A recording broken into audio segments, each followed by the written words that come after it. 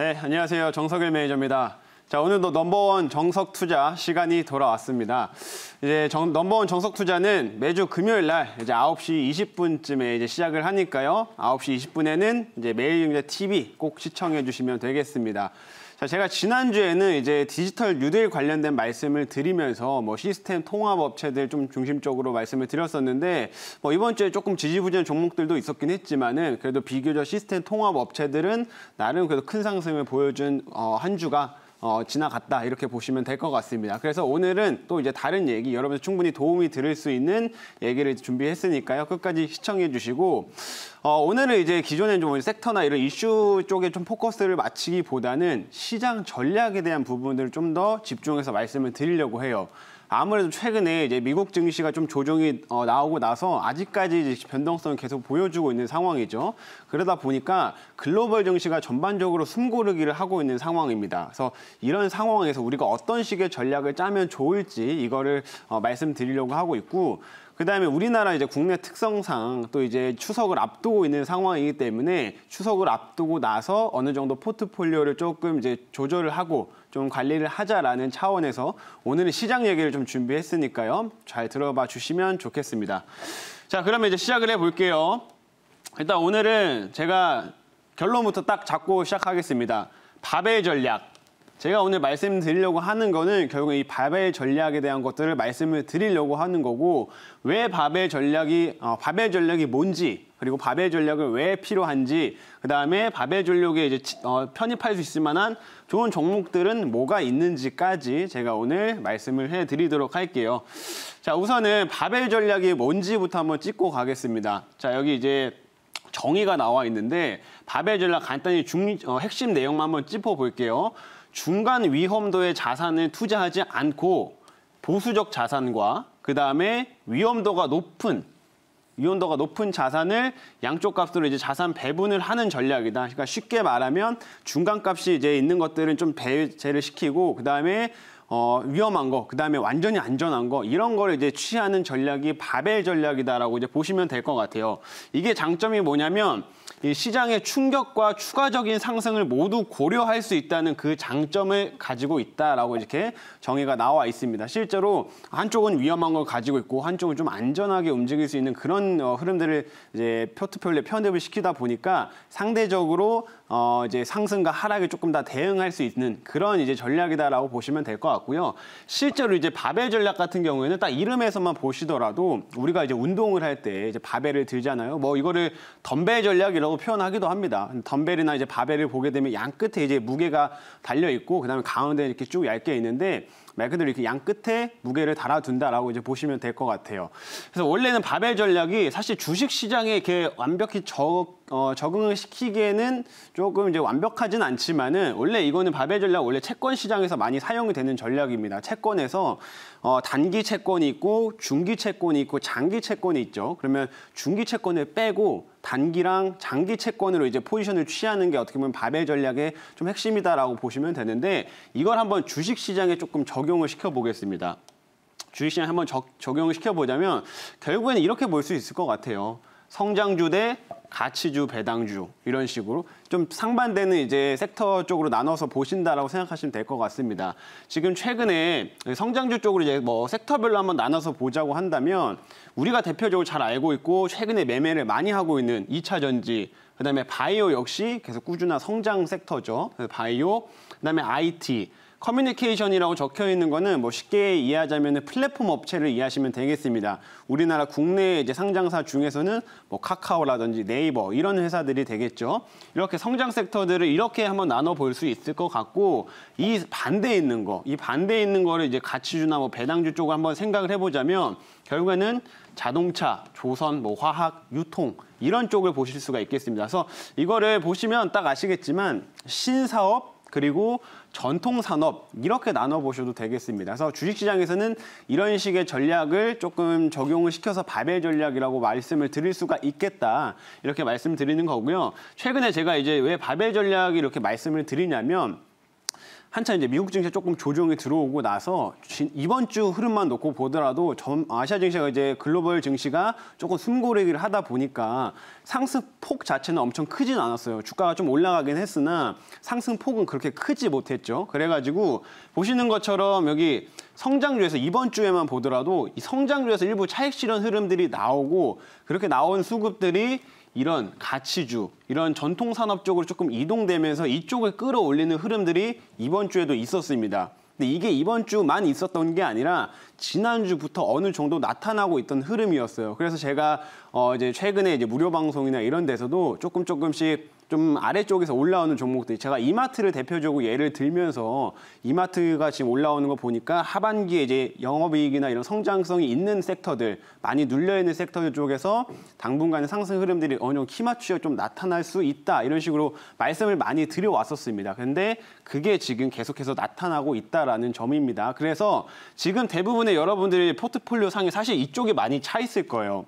충분히 이해합니다. 이쪽이 많이 차 있을 건데 이쪽이 나쁘다고 얘기하는 건 아닙니다. 이쪽이 나쁘다고 얘기하는 건 아닌데 여전히 저 역시도 충분히 IT나 이런 성장 섹터들은 계속 갈 수 있다고 봐요. 근데 다만 이제 이런 이벤트라든지 이런 걸 좀 앞두고 나서 시장이 조금 흔들릴 때 얘네들이 살짝 주춤거리면서 이쪽이 올라와 줄 수 있기 때문에 어느 정도 포트폴리오 상에 이쪽도 채우는 전략이 조금은 필요하다, 이렇게 말씀을 드리는 겁니다. 그래서 주식시장에서 이렇게 바벨 전략 이런 식으로 한번 가져가 볼 수 있겠다라고 보시면 되겠고, 실제로 이제 미국 증시 한번 흔들림을 보도록 할게요. 제가 왜 이렇게 바벨 전략 쪽을 좀 말씀을 드리냐면, 최근에 나스닥 지수가 이제 고점을 찍고 나서 지금 조정을 받았죠. 여러 가지 이제 기술주 중심으로 해가지고 많이 흔들리면서 아직까지 좀 크게 반등은 못하고 있는 상황입니다. 여전히 지금 이렇게 왔다 갔다 흔들리고 있는 상황인데, 이게 최근에 미국의 이제 기술주들하고 이제 나스닥이 좀 흔들리기 시작했던 이유를 보게 되면 사실은 이유가 없습니다.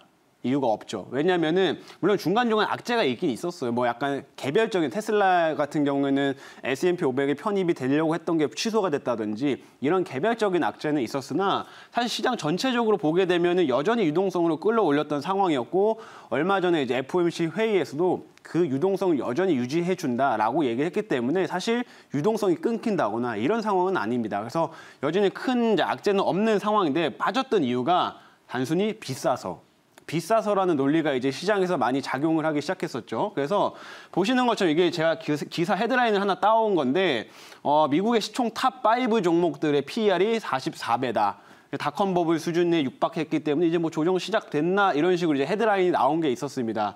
이게 무슨 말이냐면 미국의 시총 상위 종목들 보게 되면 뭐 애플, 마이크로소프트, 그다음에 페이스북, 이런 식의 아마존, 이런 회사들이 있는데, 이런 회사들의 이제 그 시가총액 합의를 해서 봤을 때 이익이랑 비교를 해보면 PER이 한 44배까지 최근에 여기 고점 부근에서 나왔다라고 얘기를 하고 있는 거예요. 근데 90 닷컴 버블이 이제 2000년대 쭉 올라갔다가 2000년대 붕괴가 됐었죠. 90년대 쭉 올라갔다가 그때 이제 고점을 찍었던 이제 그 PER이 50배 수준이었습니다. 상위 5개 종목이 PER이 50배 수준까지 올라갔었기 때문에 그때와 비교해서 지금 비슷하니까 이제 빠지는 거 아니냐, 이렇게 지금 헤드라인이 잡힌 거예요. 그래서 저 역시 아까도 말씀드렸던 것처럼 지금 시장의 큰 흐름들은 사실 아직까지는 상승 여력이 충분히 있다라고 봐요. 근데 지금 아직까지도 기술주들이 조금씩 지지부진한 흐름들을 보여주고 있기 때문에 당분간은 이 흐름들이 조금 이어지면서 상대적으로 가치주들이 약간 주목을 받을 수 있다, 이런 관점으로 봐주시면 됩니다. 그리고 오늘 이제 미국에서 중요한 이벤트가 하나가 있는데 이제 옵션 만기일이죠. 옵션 만기일에서 최근에 손정유 회장의 이제 소프트뱅크가 콜옵션을 대거 샀다고 하면서 이번에 옵션 만기일 날 포지션을 뭐 청산을 할 수 있다라는 우려감들까지 조금 작용을 했기 때문에 아직까지는 미국 시장의 변동이 계속 나타날 가능성이 훨씬 커요. 근데 어쨌든 아까 말씀드렸던 것처럼 이게 비싸다는 논리로 지금 빠진 거기 때문에 그 비싸다는 논리가 결국에는 이제 옵션 만기일이 지나고 나서 단기적으로 좀 해소가 될 수 있을까? 이거를 생각해 보면 제 생각에는 지금 당장은 바로 해소되지는 않을 것 같다라고 생각이 듭니다. 그래서 어느 정도 뭐 추가적인 하락은 좀 제한적일 수는 있어도 기간 조정이 조금 길어지는 흐름들이 나올 가능성도 있다, 이렇게 보시면 될 것 같아요. 근데 실제로 미국 시장에서 이렇게 조정이 들어오고 나서 아시아 증시가 어떤 식으로 흐름들을 보여주는지 한번 보겠습니다. 미국 증시가 이제 9월 달부터 쭉 빠지기 시작하니까 상해 증시도 같이 밀리기 시작을 했어요. 최근에 쭉 같이 올라오다가 9월 달 이제 고점을 찍고 나서 이제 거기까지 반등이 요새 잘 안 나오고 있는 모습이고 최근에도 움직임이 거의 미국 나스닥과 비슷하게 왔다 갔다만 하고 있는 상황입니다. 좀 갇힌 상태에서 움직임을 보여주고 있죠. 그리고 국내 증시도 한번 보시면 이 코스피 지수인데 국내 증시 같은 경우에는 이제 8월 중순 때부터 8월 초부터 해가지고 코로나가 한번 왔어서 이때 코로나 때문에 한번 먼저 선제적으로 밀리긴 했었어요.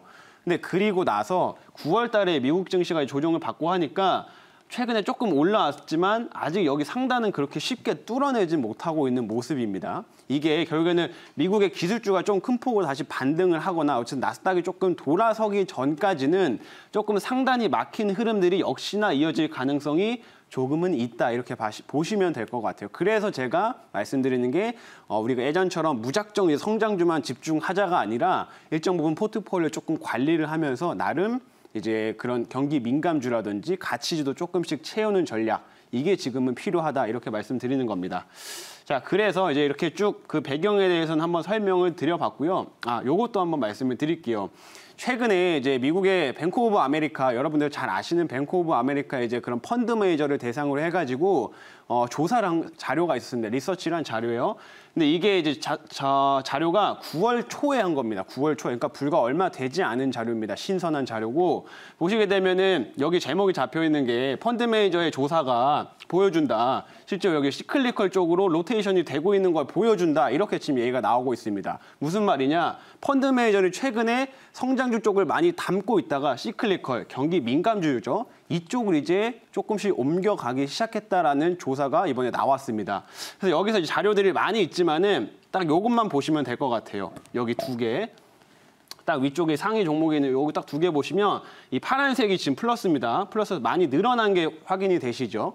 그래서 여기 뭐냐면 첫 번째가 밸류, 여기 보시게 되면 가치주입니다. 가치주. 성장주보다 가치주 쪽으로 조금 이동되는 흐름들이 최근에 많이 늘어났다는 거. 그 펀드 매니저 대상으로 조사를 했을 때. 그리고 대형주보다는 작은 종목, 소형주 쪽으로 많이 요새 섹터를 옮겨가고 있다는 거. 이런 게 지금 최근에 미국에서도 자료로 나왔습니다. 그래서 미국에서도 벌써 펀드 매니저들의 지금 흐름들이 기존의 성장주만 그리고 기술주만 무작정 또 많이 담는 전략이 아니라 이런 가치주까지 조금씩 담고 있다 보니까 우리도 그 흐름들을 조금은 따라가자 이렇게 말씀드리는 겁니다. 그래서 이런 것까지 한번 체크해 보시면 좋을 것 같아요. 자, 그래가지고 제가 이제 여러분들한테 좀 볼 수 있을 만한 종목 그러면 성장주는 뭐 2차 전지나 뭐 IT라든지 이런 섹터들은 여러분들이 이미 많이 알고 계시니까 제가 그쪽은 따로 말씀 안 드리겠습니다. 근데 상대적으로 가치주 혹은 뭐 조금 저평가되어 있는 종목들 혹은 이제 배당주라든지 이런 거 관련된 종목들을 몇 가지 소개를 해드릴 건데 이렇게 제가 몇 개의 종목들을 좀 뽑아왔어요. 한번 보겠습니다. 첫 번째로는 이렇게 한번 묶어볼게요. 만도랑 현대차를 지금 묶어보면은 자동차 섹터를 볼 수가 있겠죠.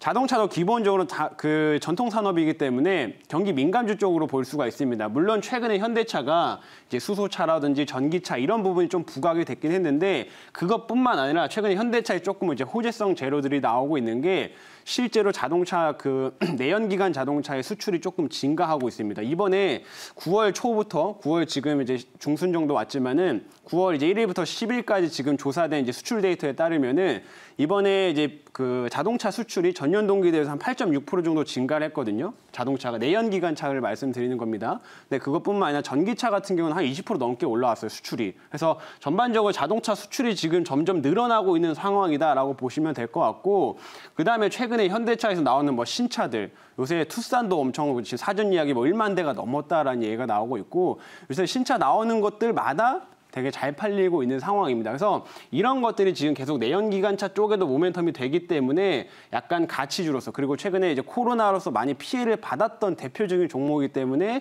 좀 볼 수 있다라고 보시면 될 것 같고요. 다만 이제 대형주이기 때문에 조금 움직임은 다른 것보다 좀 더딜 수는 있겠죠. 그래서 그런 것들 고려하시고서 조금 중장기적인 관점으로 볼 필요는 있을 것 같고 만도도 이제 빼놓을 수가 없습니다. 만도도 이제 자동차 부품을 원래 주력으로 생산을 하는데 만도도 2분기에 이제 코로나 때문에 공장 전반적으로 현대차나 기아차가 이제 자동차 생산을 많이 안 했죠. 그래서 2분기에는 타격을 많이 받았어요. 적자 났습니다. 적자 났는데 3분기부터 최근에 이제 공장이 재개되고 나서 한 6월 이후로부터는 그 회복되는 속도가 굉장히 빠르다라고 보시면 될 것 같아요. 실제로 만도는 이제 자동차 부품도 이제 기본적으로 공급을 하지만은 우리가 나중에 자율주행차 그리고 요즘에는 기본적으로 신차들을 보게 되면 그 이제 운전자 보조 시스템이 무조건 탑재가 돼서 나오죠. 그래서 그거를 이제 담당을 하고 있는 게 만도기 때문에 에이다스라는 그 시스템을 담당을 하고 있기 때문에 그게 수요가 엄청나게 늘어나고 있습니다. 그래서 이제 현대차뿐만 아니라 만도도 약간 바벨 전략 차원에서 성장주가 아닌 가치주 차원에서 조금 집어 넣을 수 있는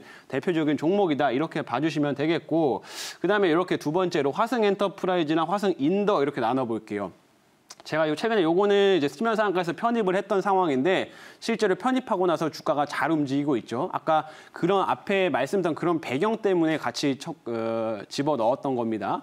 근데 화승 엔터프라이즈는 기본적으로 이제 아디다스 벤더라고 보시면 될 것 같아요. 이제 자회사에 화승 비나라는 회사가 있는데 그 화승 비나가 아디다스의 신발을 생산을 해줍니다. 그래서 아디다스 쪽에서 이제 점유율 2위, 아디다스 내에서 점유율 2위를 담당하고 있는 회사고 그거를 지배하고 있는 회사가 화승 엔터프라이즈. 그다음에 화승 엔터프라이즈의 지분을 70% 정도 가져서 지분을 이제 확보하고 있는 회사는 화승 인더 이렇게 보시면 됩니다. 그래서 화승 엔터프라이즈 둘 다 이제 아디다스 모멘텀으로 이제 보면 되는데 아디다스가 기본적으로 지금 최근에 미국에서도 이런 소비들이 점점 늘어나고 있거든요. 소비도 늘어나고 물가가 조금씩 올라오면서 미국 같은 경우에 이제 운동화나 이런 것들 소비도 많이 일어나다 보니까 아디다스가 이제 재고를 소진을 하고 그다음에 이제 신제품을 점점 만들 가능성이 높아진다라고 보시면 될 것 같아요. 그래서 2분기까지만 하더라도 아디다스가 피해를 많이 받았어서 화승 엔터프라이즈, 화승 인더 쫙 눌렸습니다. 계속 눌려있는 상황인데 이제 하반기에 좀 영업이익이나 이런 걸 턴할 수 있다는 관점으로 돌아서고 있으니까 이런 것도 소비재 관점, 소비재 종목들 이런 것도 체크해 보시면 바벨 전략으로 좀 적합한 종목이다. 이렇게 말씀을 드릴게요. 그다음에 이렇게 또 엮어보겠습니다. 현대홈쇼핑이랑 GS홈쇼핑. 현대홈쇼핑이나 GS홈쇼핑은 단기적인 모멘텀으로는 추석 모멘텀도 볼 수가 있어요. 요즘에 사람들이 이제 마트나 혹은 백화점에 직접 가가지고 이제 상품을 구매하는 게 아니라 선물을 구매하는 게 아니라 홈쇼핑, 그다음에 이커머스를 통해 가지고 선물 구매하는 추이가 엄청나게 증가하고 있습니다. 그래서 그거의 수혜를 지금 받고 있는 상황이다라고 보시면 될 것 같고 실제로 이제 2분기에도 현대홈쇼핑이랑 GS홈쇼핑 같은 경우에는 주가는 많이 빠졌는데 코로나로 피해를 본다고 주가는 많이 빠졌는데 실적은 안 빠졌습니다. 오히려 언택트 때문에 실적이 잘 나왔던 회사예요. 근데 주가는 늘렸었기 때문에 지금 이 GS홈쇼핑, 현대홈쇼핑의 PBR을 보시게 되면은 0.5배, 0.4, 0.6배가 이럽니다. 아직 1배가 안 돼요. 그래서 그만큼 저평가를 조금 받고 있기 때문에 이런 가치주를 지금 조금 바벨 전략으로서 편입하기에 적합한 종목이다. 이렇게 보시면 되겠습니다. 그리고 단기적으로 추석 모멘텀까지 엮어서 보시면 되겠고 시간이 좀 있으니까 인터로조나 같은 경우에는 렌즈를 생산하는 회사입니다. 렌즈. 근데 유럽이랑 일본 쪽에 주로 팔아가지고 그 해외에서 나오는 매출 비중이 70%가 넘거든요. 근데 이제 코로나 때문에 다 해외 쪽도 부진했었죠. 근데 이제 하반기부터는 영업이 정상화될 것으로 지금 얘기가 나오고 있는 상황이다 보니까 인터로조도 조금 관심 있게 볼 필요가 있을 것 같고 신세계 인터내셔널 얘는 약간 무겁습니다. 조금 무거운 거라는 걸 감안을 해주셔야 돼요. 신세계 인터내셔널은 이제 화장품이나 의류를 이제 보통 유통을 하게 되는데 화장품도 비디비치나 연작 이런 것들 자체 브랜드를 갖고 있어요. 근데 화장품 같은 경우도 생각보다 안정적으로 판매를 하고 있습니다. 엄청나게 크게 성장한 건 아닌데 안정적으로 판매를 하고 있고 의류 쪽이 최근에 매출이 많이 증가했어요.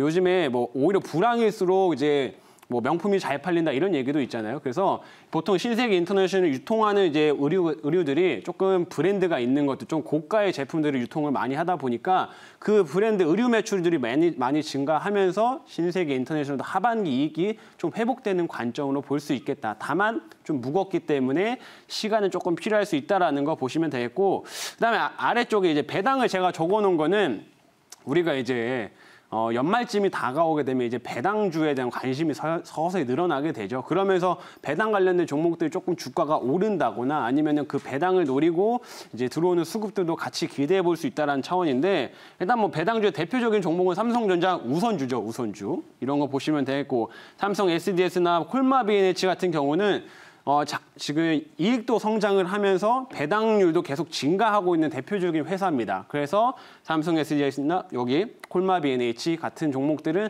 조금 배당의 관점으로 보시는 전략도 필요하다 이렇게 말씀을 드리도록 하겠습니다. 그래서 이렇게 제가 종목들 몇 가지 말씀드리고 핵심 내용들 조금씩 말씀을 드렸으니까 한 번 더 연구해보시고 공부해보시고 제가 말씀드린 것처럼 성장주뿐만 아니라 약간 이런 가치주들도 한번 편입을 해보자 이렇게 생각해 주시면 되겠습니다. 자, 다음 주에 관심주 빠르게 제가 두 종목 오늘 공개하고 끝내겠습니다. 만도, 첫 번째 만도입니다. 제가 앞에서 지금 만도 설명을 드렸죠. 그래서 추가적인 설명은 안 하겠고 만도도 최근에 조금씩 올라오고 있는 상황인데 만도 아직까지 충분히 모멘텀 크다라고 보시면 되겠고 3월 달에 코로나 때 빠진 자리가 여기예요. 그래서 아직까지 거기까지 크게 회복도 이제야 막 된 상태입니다. 그래서 그 에이다스 시스템으로 성장 동력은 계속 붙어 있으니까 만도 좀 관심 있게 보시고 다음 주에 또 테스는 조금 단기 트레이딩 관점으로 보실 필요는 있겠다. 왜냐면은 테스는 하반기에 이익이 엄청 크게 증가하진 않습니다. 근데 이제 기본적으로 반도체 섹터들도 계속 순환매가 돌면서 수급이 들어가지고 특히나 이제 원래 낸드 플래시 쪽으로 주로 장비를 공급하는 회사인데 신사업으로 해서 가스페이지 애칭 장비라고 해가지고 비메모리 쪽, 파운드리 쪽으로 들어가는 장비가 또 있어요. 그래서 그 모멘텀 받아가지고 단기적인 트레이딩 관점으로는 접근하기는 좋은 종목이니까 한번 관심 가져보자. 이렇게 말씀드리겠습니다. 자, 그러면은 시간이 오늘 다 됐으니까 이 정도까지 말씀드리도록 하겠고 제가 오늘 전반적인 이제 섹터보다는 시장 전략을 조금 짜드렸어요. 그래서 당분간 지지부진한다고 한다면 이런 가치주도 조금 편입해보는 전략 고려해보시길 바라겠습니다. 자, 그러면 이제 오늘 저는 이제 여기서 인사드리도록 하겠고요. 오늘도 시청해주셔서 감사합니다.